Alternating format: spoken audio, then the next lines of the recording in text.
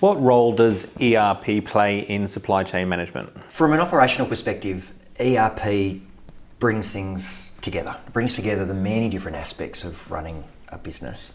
So, business execution is about streams of process, not individual one-off things that happen. One of the great things that ERP can do is it can bring all of these different facets of your business into one system, one single set of processes, one way of doing things that you define, rather than be sort of done the way that the people out there on the floor think they should be done.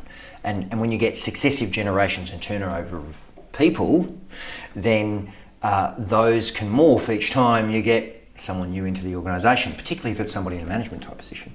So the great thing about ERP and supply chain management is being able to define what you think your streamlined processes should look like, and then have the system try to enforce those through automation, through alerting, through catching things before they become problems, rather than having to deal with something days, weeks, maybe months after it's happened.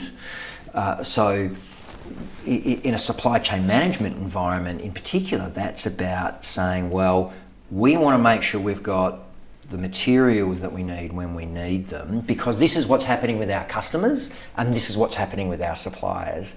And bridging that knowledge gap is absolutely fundamental to strong supply chain management.